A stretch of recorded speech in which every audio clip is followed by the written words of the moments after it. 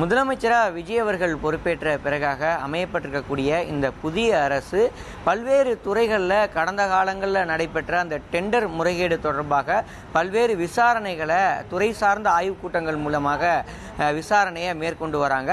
அதில் குறிப்பாக தமிழ்நாடு மின்சார வாரியத்தை பொறுத்த மட்டில் பசுமை எரிசக்தி துறையில் கடந்த காலங்களில் நடைபெற்ற டெண்டர் முறைகேடு தொடர்பாக விசாரணை என்பது முதலாவதாக நடத்தப்பட்டு அந்த விசாரணையுடைய விளைவாக ஒரு சில அதிகாரிகளை பணி நீக்கமும் செய்யப்பட்டிருந்தாங்க. அதில் குறிப்பாக தலைமை நிதி அதிகாரியாக இருந்த அவர் பணி நீக்கம் செய்யப்பட்டிருந்தார்.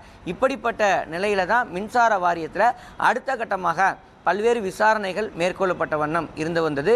இதற்கு மத்தியில் மின்சார வாரியமான அண்ணாநகர் அண்ணா சாலை தலைமை அலுவலகத்தில் சுமார் 18 ஹார்ட் டிஸ்க்குகள் காணாமல் போய்விட்டதாக கூறி ஒரு புகார் சிந்தாதிரிப்பேட்டையில் இருக்கக்கூடிய காவல் நிலையத்திற்கு வழங்கப்படுகிறது. அதன் அடிப்படையில் வழக்கு பதிவு செய்து சிந்தாதிரிப்பேட்டை காவல்துறையினர் இதனை அவசர வழக்காக தொடர்ந்து அந்த விசாரணையை நடத்துகிறாங்க. அந்த அடிப்படையில் பார்த்தோம்னா மின்வாரிய தலைமை அலுவலகமான அண்ணா சாலை அலுவலகத்தில் ஒப்பந்த அடிப்படையில் இந்த கணினி கம்ப்யூட்டரெல்லாம் சரி செய்யக்கூடிய பணிகளில் ஈடுபட்டிருக்கக்கூடிய கோபிநாத் என்பவர் தான் இந்த 18 ஹார்ட் டிஸ்கையும் திருடியிருப்பது தெரிய அவர் கைது செய்யப்படுறாரு. கைது செய்யப்பட்டதோடு மட்டுமல்லாமல் அவரிடம் மேற்கொள்ளப்பட்ட விசாரணையில் அந்த 18 ஹார்ட் டிஸ்க்குகள் எங்கு எடுத்து செல்லப்பட்டு விற்கப்பட்டது என்பது தொடர்பான விவரங்களும் அவர் அளிக்கிறார். அந்த வகையில் பெங்களூரில் இருக்கக்கூடிய ஒரு நிறுவனத்திடம் விற்கப்பட்டதாக கிடைத்த தகவலின் அடிப்படையில் தனிப்படை காவல்துறையினர் பெங்களூரு விரைந்து பெங்களூரில் அந்த விசாரணையை மேற்கொள்கிறாங்க. அதில் ஒரு ஹார்ட் டிஸ்கை 2000 ரூபாய் வீதம் மொத்தம் 75,000 ரூபாய்க்கு 35 ஹார்ட் டிஸ்க்குகள் விற்கப்பட்டிருப்பது தெரிய வந்திருக்கிறது. மின்வாரியத்துறை அலுவலகத்தில் பார்த்தோம் என்றால் 18 ஹார்ட் டிஸ்க்குகள் காணாமல் போயிருக்குது.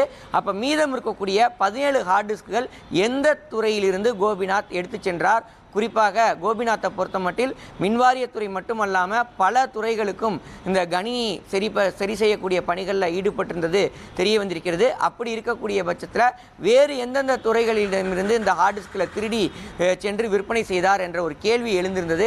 அதன் அடிப்படையில் தொடர்ந்து அடுத்த கட்ட விசாரணை நகர்வுகள் என்பது காவல்துறை தரப்பில் முன்னெடுக்கப்படுகிறது.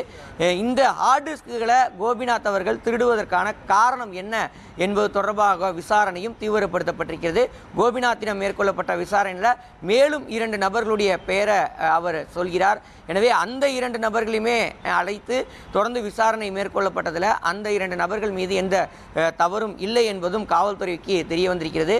அதன் அடிப்படையில் கோபிநாத் அவர்கள் இன்றைய தினம் அவர் எழும்பூரில் இருக்கக்கூடிய நீதிமன்றத்தில் நீதிபதி முன்பு ஆஜர்படுத்தப்படுகிறார்.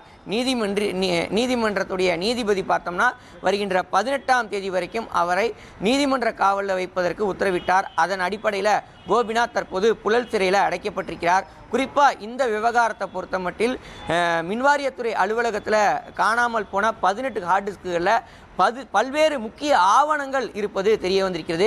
குறிப்பாக சொல்ல வேண்டுமென்றால் நிலக்கரி கொள்முதல் செய்யப்பட்ட விவரங்கள், அதே போல் மின்மாற்றிகள் கொள்முதல் செய்யப்பட்ட விவரங்கள் மற்றும் பல்வேறு டெண்டர் தொடர்பான ஆவணங்கள் அதில் இடம்பெற்றிருப்பதாக தெரிய வந்திருக்கிறது. வெறும் திருட்டு சம்பவமாக மட்டும் அல்லாமல் கடந்த காலங்களில் ஏதேனும் முறைகேடுகள் நடந்ததா, அந்த முறைகேடுகள் அனைத்துமே வெளியே வராத வகையில் அதை தடுக்கக்கூடிய வகையில் கோபிநாத் இத்தகைய சம்பவத்தில் ஈடுபட்டிருந்தாரா, திருட்டு சம்பவத்தில் ஈடுபட்டிருந்தாரா என்ற கோணத்திலும் தற்போது விசாரணை என்பது தீவிரமாக நடைபெற்று வருகிறது. இதற்கு மத்தியில் நேற்றைய தினம் மின்வாரியத்துறை தலைமை அலுவலகத்தில் மின்வாரியத்துறை அமைச்சர் சிடிஆர் நிர்மல்குமார் தலைமையில் ஒரு ஆய்வுக் கூட்டம் நடைபெறுகிறது. இந்த ஆய்வுக் கூட்டத்திலும் கூட என்னென்ன மாதிரியான ஆவணங்கள் காணாமல் போயிருக்கிறது என்ற தரவுகளை சேகரிக்க வலியுறுத்தப்பட்டிருக்கிறது.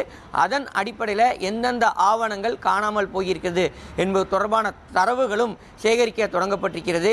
மின்வாரியத்துறையில் நடைபெற்றிருக்கக்கூடிய இந்த விவகாரம் என்பது பேசுபொருளாக மாறியிருக்கக்கூடிய நிலையில் மீதம் இருக்கக்கூடிய 17 ஹார்ட் டிஸ்க்குகள் எந்த துறையைச் சேர்ந்த ஹார்ட் டிஸ்க்குகள் என்ற ஒரு கேள்வி எழுந்திருக்கிறது.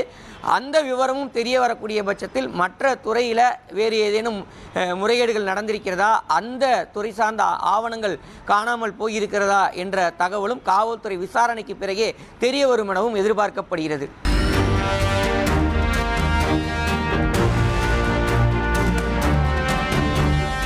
ஒரு கோடியே 30 லட்சம் மனங்களை வென்ற தந்தை டிவி யூடியூப் சேனல்.